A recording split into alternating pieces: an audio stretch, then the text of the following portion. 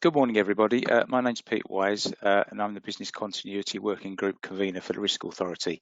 I welcome you all this morning to a presentation which will deal with the RISCAuthority Supply Chain Toolkit. In this presentation, we'll give a short PowerPoint presentation with some background about business continuity, and then we'll give a film that details how the Supply Chain Toolkit works and the backup that we can provide to that. So for those of you who are not aware, the RISCAuthority is an annually funded research scheme supported by a significant group of UK insurers that conducts research in support of the development of the dissemination of best practice for the protection of property and business. RISCAuthority publishes through the Fire Protection Association extensive guides and recommendations for risk mitigation in the areas of fire, risk and security. RISCAuthority seeks wherever possible to anticipate future events that may detrimentally impact on business in the UK insurance industry and invest accordingly to mitigate the consequences and identify issues currently affecting UK property insurance. Through a series of technical working groups, we've produced and maintain and improve industry guidelines that underpin current insurer business and property protection practice. And we're engaged in lobbying, stakeholder engagement, standard representation, data and case study interpretation, research, produce best practice guides, and we develop insurance toolkits.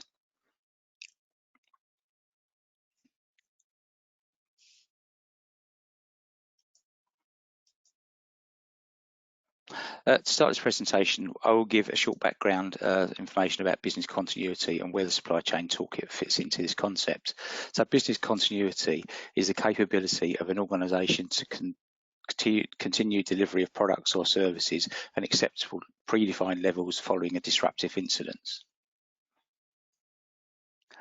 Business continuity management is defined as a holistic management process that identifies potential threats to an organisation and the impact of business operation those threats, if realised, might cause, and which provides a framework for building organisational resilience with the capability of an effective response that safeguards the interests of key stakeholders, reputation, brand and value-creating activities. It can be summed up looking at this diagram in terms of resilience and how businesses can react to business disruption. This is taken from a sort of military style analysis for in which businesses can react to business interruption. Initially, we have the susceptibility phase. Now, this is about designing a business so that it can actually deal with impacts on business without any disruption. So if we look at the graph, we can see that we have 100% capability of our business during this phase, and hopefully susceptibility will be focused on prevention of impacts. So this this diagram is taken from our guide on business continuity and fire engineering. So if we were to look at fire in particular, this will be a fire prevention phase. So the intention there is to stop any fires happening. However, fires do happen, and the second phase is reducing our vulnerability. So in this phase, we can look at designing our business so that any kind of impact on our business can be minimised. So in the area of fire, for example, it might be adding a greater level of fire protection, which will mean when a fire happens, our capability is reduced to a lesser extent than it would have otherwise have been. A classic example in fire is fitting sprinklers, which may reduce the size and impact of a fire. Then we move on to the recoverability phase, which is where the business gets back up and running.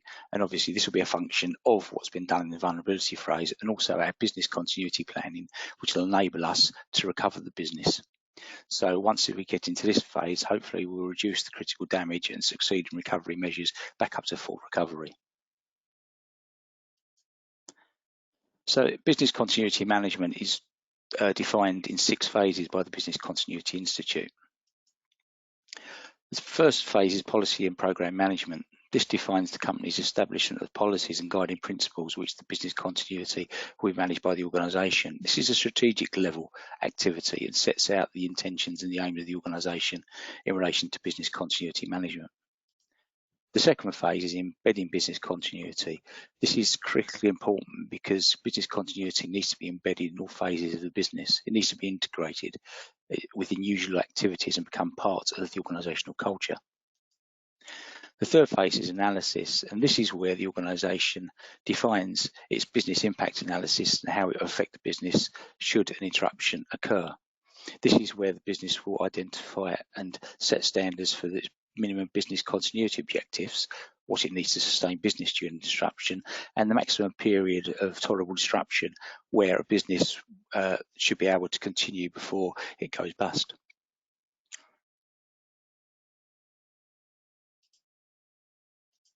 The next phase is design. This is where, once a business impact assessment's been carried out, the design function is to actually put in place the processes that will minimise any kind of disruption.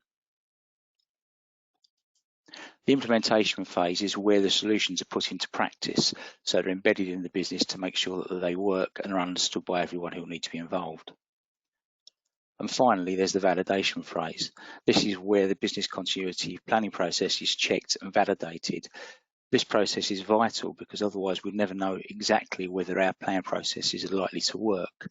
And of course, this whole process is a circular process, like any good management process, that any kind of validation process will then lead back to a review of policies, program management, and all the other factors that produce business continuity management. It's important to notice within this that supply chain management isn't a distinct phase. It's actually embedded with all of these phases, and supply chain management should be considered in every element of this process. So what is supply chain management? Well, supply chain management is the system, processes and activities of sourcing raw materials and components an enterprise needs to create a product or services and to deliver those products or services to customers. In essence, supply chain management integrates supply and demand management within and across the companies. Basically, supply chain management is effectively taking the inputs of your business and then delivering the outputs of the business. So therefore, we need to make sure that in order to produce our goods and services, that we can actually attain our inputs and then produce the products that we produce.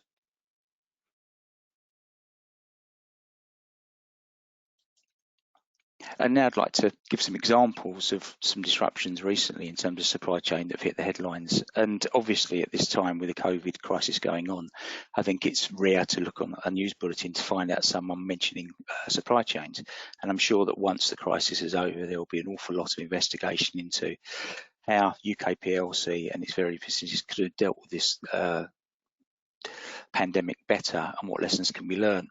But this is an example that I found in the press not that long ago from Tesco's, and this was before the crisis really started kicking in. But Tesco's actually carried out a doomsday management exercise 4 years ago to see what would happen if they couldn't run down their headquarters. Now, their headquarters is occupied by about 6,500 staff. And it was seen as a bit balmy, really, to sort of envisage that kind of exercise, or when couldn't we have access to our headquarters to run our business? Well, as it turns out, as the pandemic has bitten, they're managing the whole exercise from their headquarters with 30 people and have managed to work remotely. So this was an example where people skeptically looked at this thing and said, well, actually, why would we even be dreaming of trying to run a business like this? It will never happen. And yet here we find ourselves in a situation where it has happened and the business has responded appropriately. Ford F-150 is probably one of the Ford company's most profitable cars. In May 2008 in the States, there was a fire at the Meridian Lightweight Technologies company, which supplies Ford with magnesium castings. This was a single point of failure because it knocked out the production lines for this product for over 2 weeks. This was one of Ford's major profit lines, and it led to the layoff of thousands of workers within the Ford production system, and it sort of raised questions about the value of stock. And this was actually quite a small fire when you look at fires in terms of how large they can get. This is a picture of the building where the damage was, and it was basically a magnesium fire within a conveyor belt. So in many ways, this is actually what one might regard as a very predictable disruption that had a significant effect on the supply chain for Ford Motor Company. We all may remember the disruption that Kentucky Fried Chicken experienced in the not that distant past. Now, this happened when they changed their suppliers for logistics, delivering their products to their stores. Now, strictly speaking, this wasn't a supply chain interruption in the sense of it was a crisis. It was actually something that went wrong during this process. But it does illustrate the vulnerability of not embedding supply chain management properly into the organisation and being able to respond quickly to a disruption. What was interesting at this process, when this happened and when it went wrong, we even saw the members of the general public tweeting and contacting the police to try and find out what's happened to their supplies of Kentucky Fried Chicken, which shows within just a simple supply chain disruption, we can end up with a reaction from stakeholders and the clients that seems to be more than is really required. And finally, this is a very interesting subject, national grid. In August 2019, there was a major failure where 2 of its power generators weren't integrated properly into the supply system. It's a gas-fired plant near Cambridge, and some offshore wind farms didn't work properly, and led to lots of people from as far and sort of separate as London and Newcastle being stuck on trains. And this raised the question about the investment that National Grid have made into being able to guarantee a supply. Now, interestingly, electricity is one of the few substances that we actually is on demand, in the sense that we use it exactly as it comes through the pipes. They don't keep a massive stock, they just can't. It has to be generated. But modern technologies are meaning that a lot more companies are now looking to battery supplies to safeguard their supplies and actually improve the quality. But this is an example when modern technology can improve supply chain resilience if it's thought about, when we might traditionally just think that we can look at electrical supplies as something that somebody else deals with. Every year, the Business Continuity Institute carries out a supply chain review and produces a report. In the 2019 carried out was Zurich Insurance. And it's very interesting to look at some of the conclusions they came to.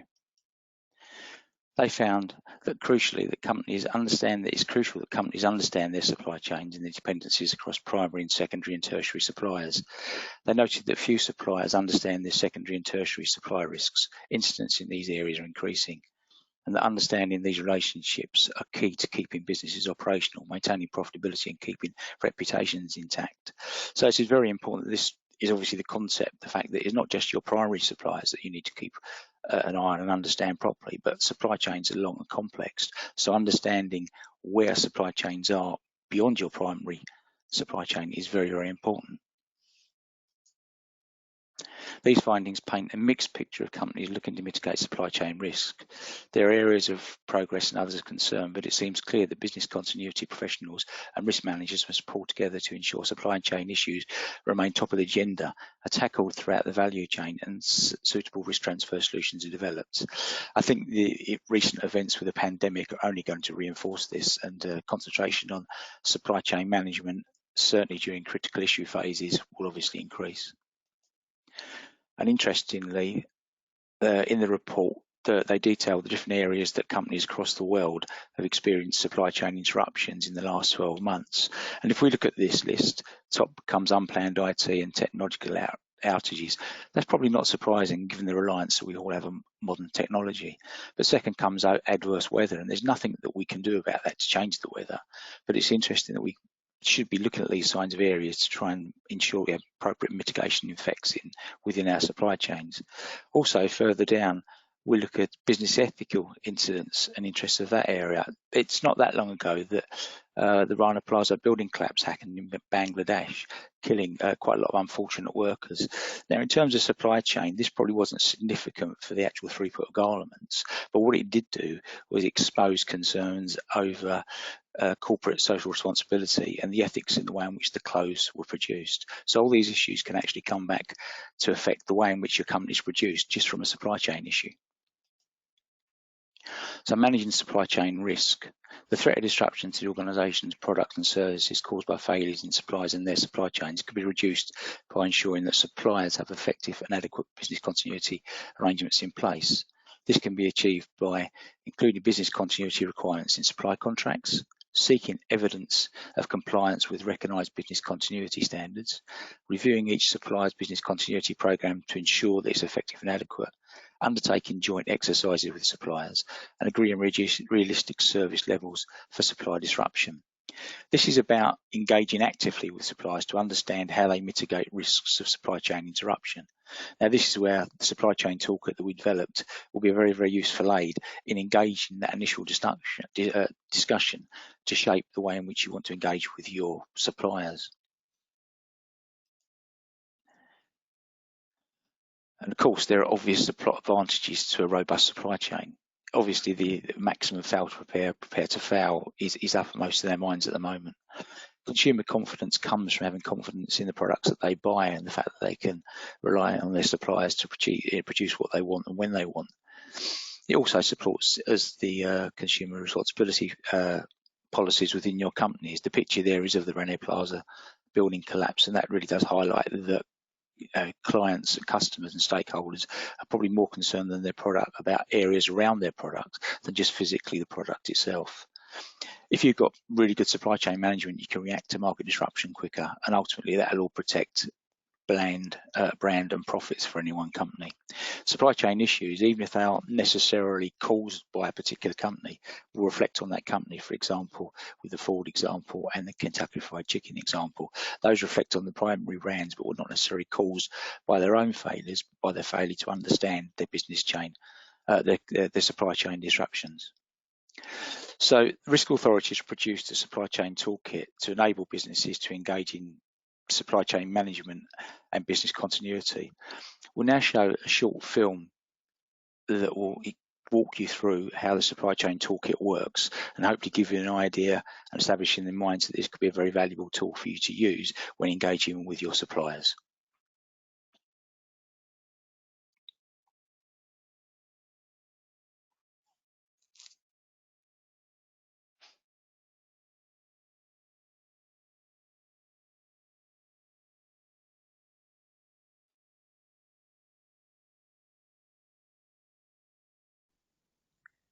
The Supply Chain Toolkit has been created by members and experts from the RISCAuthority Business Continuity Working Group.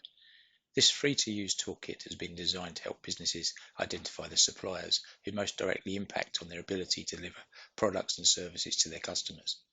RISCAuthority is firmly established as the focal point for insurance research and standard setting.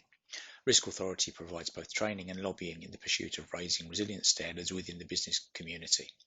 The Supply Chain Toolkit is an online tool that can be easily accessed on the web. The tool itself is web-hosted and does not need to be downloaded to work.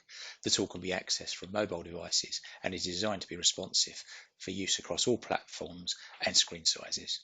All stored data is encrypted and access to the servers and databases is controlled and monitored. Suppliers do not have access to this information.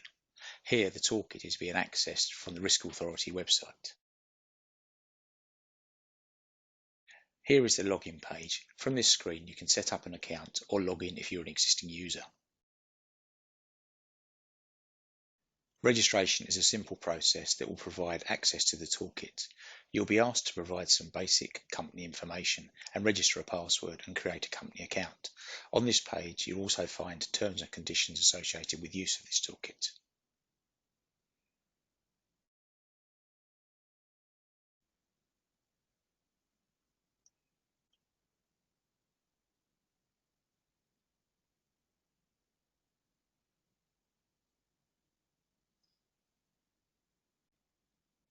The login takes the user to the dashboard.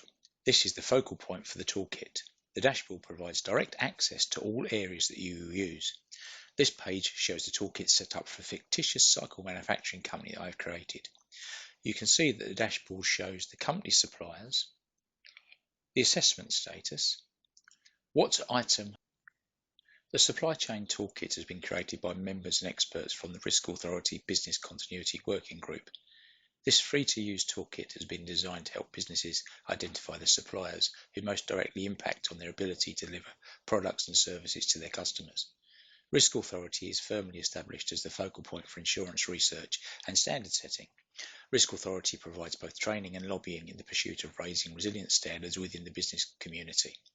The Supply Chain Toolkit is an online tool that can be easily accessed on the web. The tool itself is web-hosted and does not need to be downloaded to work. The tool can be accessed from mobile devices and is designed to be responsive for use across all platforms and screen sizes. All stored data is encrypted and access to the servers and databases is controlled and monitored. Suppliers do not have access to this information. Here, the toolkit is being accessed from the RISCAuthority website. Here is the login page. From this screen, you can set up an account or log in if you're an existing user. Registration is a simple process that will provide access to the toolkit. You'll be asked to provide some basic company information and register a password and create a company account. On this page, you'll also find terms and conditions associated with use of this toolkit.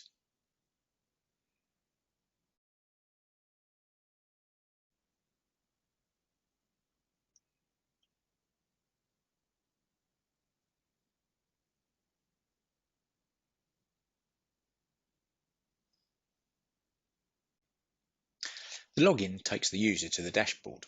This is the focal point for the toolkit. The dashboard provides direct access to all areas that you will use. This page shows the toolkit set up for a fictitious cycle manufacturing company that I have created. You can see that the dashboard shows the company suppliers, the assessment status, what item and services the supplier provides, what product and services within your company will be affected by a specific supplier, and the supplier's risk rating. The layout enables you to get a very clear overview from the dashboard screen. The use of red, amber and green rating system is used to flag the status of each supplier and individual assessment. The toolkit enables you to identify individual products from suppliers. The toolkit assesses your dependency based on the effect that the loss of that product will have on your gross profit. An impact of over 25% is a significant gross dependency, which will be highlighted in red. Between 10 and 25% will indicate a moderate dependency, which will be highlighted in amber, and up to 10% is regarded as a low impact and is highlighted in green. The evaluation is done by the toolkit algorithm based on the information that you enter. Each category can be sorted in various ways, alphabetically or by number of outstanding assessments, for example, or by the risk rating.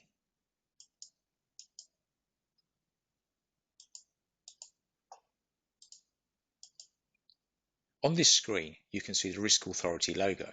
This can be replaced for your own company logo and the design can be customized. Another useful feature within the toolkit is that you're able to export much of the information so that it can be used outside of the toolkit environment. This is done by using the export button that creates an Excel spreadsheet that can be used to transfer data for use in other programs.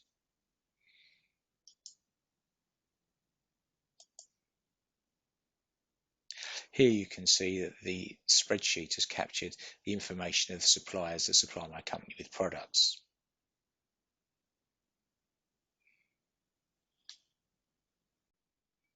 In order to show the mechanics of the tool, I will now demonstrate how we input supplier data and create an assessment. We can either create a new assessment for an existing supplier or create a new supplier.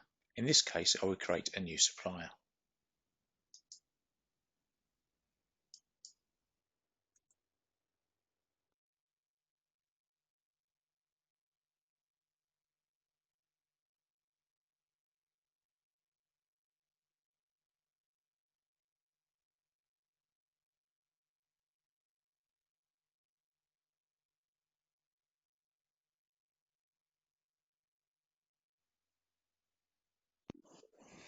We now have to add the unique contact details of our contact at the supplying company.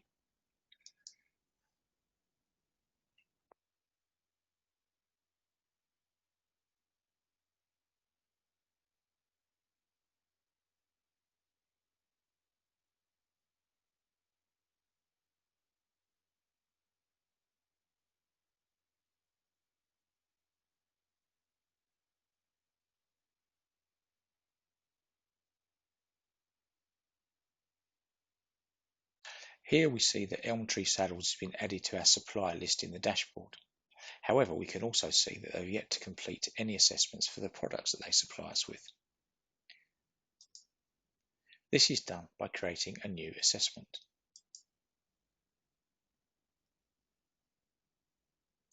We start by creating the new assessment form. We select the supplier, in this case Elm Tree Saddles, and then we input the service or product that they are supplying us with, in this case saddles. These saddles are only used with one of our product range, the Atlas Cycle range, and we have to estimate the impact on gross profit should we lose the supply, in this case 6%.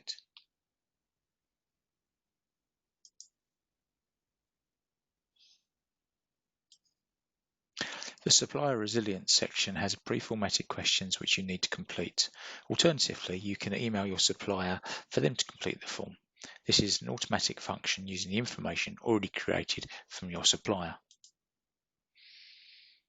This sends a simple email to your supplier with a copy of the form attached to complete. If you choose to send an email to your supplier to ask them to complete the details, they will receive an email like the one displayed on the screen. This will be personalised to the supplier and directly relate to the product that they're supplying. They will need to complete a link that's contained within the email that will provide you with the information. For the purpose of this demonstration, I will now complete the information myself. There are 7 pre-formatted questions for you to answer. Can they supply your business from multiple locations? No. Does this supplier have any reciprocal arrangements in place? No. Is this supplier reliant on other suppliers? Yes. Has this supplier got a documented and tested business continuity plan? No. Has there been an interruption in supply in the last 12 months? Yes, there's been one incident in the last 12 months. Can this supplier replenish your business within the required timescales? No, they cannot. Does this supplier consider you to be one of their top 5 customers? Unsurprisingly not. The algorithm now calculates the score, and unsurprisingly, this shows that the supplier has a low resilience and therefore is a high risk to your business. We have now engaged with this supplier, and the supplier has improved their business continuity arrangements. We can now reflect this by updating this form. They can now supply from multiple locations. They have reciprocal agreements in place with other suppliers to supply us. They have widened their supply chain, so they're no longer dependent upon one single supplier. The supplier has now got a tested business continuity plan, and there now have been no incidents in the last 12 months. And the supplier can now replenish your business, and this has been tested and verified within the last 12 months. And this supplier now considers us as one of their best 5 clients. The algorithm will now recalculate the score. And now the business continuity supply chain toolkit regards this supplier as being a low risk and has a high supplier resilience rating.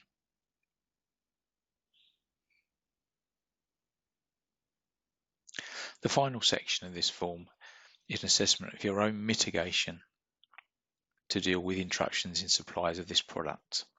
This form has pre-formatted questions and is completed in a similar format to the section on supplier resilience. What period of buffer stocks do you hold? More than 4 weeks. If your supply is interrupted, how quickly could you make up for lost output? Within a week. Do you have multiple sources for suppliers? Yes, multiple supply sources. Do you have identified other alternative suppliers? Yes. Are alternative options available to supply your customers? Yes. This then has rated our own mitigation measures as being good in this case. We now have a completed supply assessment for the saddles that Elmtree Saddles supply us with for the Atlas cycle range. We can see that the algorithm has defined this as being a low risk assessment. At any time we can edit this form, editing either our own mitigation measures, suppliers' resilience, or any kind of contact details that we need to change. We can now see that with Elmtree Saddles we only have supplied one product, which are the saddles for the Atlas cycle range. Should we need to add any products from this supplier, we can do so very easily. And Elmtree Saddles is just one of our many suppliers for this company. And with the dashboard we can see the complete range of assessments we've carried out so far and the range of risks that we're exposed to. And at any time we can export this information very easily by Excel spreadsheet to be used in other documentation that may suit our company.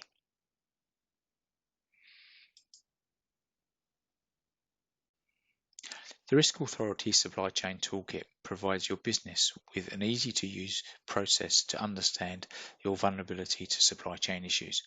The dashboard shows each of your suppliers, their assessment status, the items and services that they supply, and your own company's products that are vulnerable within the supply chain. The toolkit provides an evaluation of the risk to supply chain interruptions. From the dashboard, you can also access a very useful resources page. This provides information and downloads on supply chain and business continuity management. There is also a very useful help and frequently asked questions page. This also includes contact details for the RISCAuthority for the team that will support you in the use of this supply chain toolkit.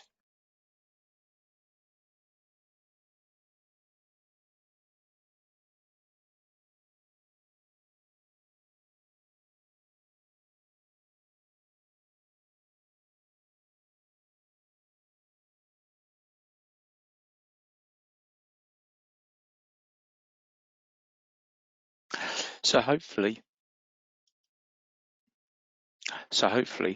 that has given you a good idea of how the RISCAuthority Supply Chain Toolkit works. It's a very straightforward tool that can be used by anyone engaged within supply chain management and gives a very good picture of the risks that your business may be exposed to, and is very, very easy to use. We must emphasise that this is backed up by staff at the RISCAuthority who can actually provide further information about the use of the tool. So, for example, if you have various members of your staff using the tool to engage with suppliers, we can provide analytics that show the amount of usage of that tool. And we can also show different elements of how often it's been used and by whom. At RISCAuthority, we also manage all the admin. We have a team that can do this and provide IT support for the toolkit for any users. And we can regularly run admin reports that will give you a good idea of how effectively your tool is being used. So to conclude, I hope that that's given you a good idea of how the RISCAuthority Supply Chain Toolkit works. We think that it's a very effective tool and can be used very straightforwardly to achieve a very effective understanding of any company's supply chain risks. If there are any questions or any points that anybody would like to raise with us, please drop us a line on our contact details, and other information about the site is available at the web links that you can see in front of you. Many thanks.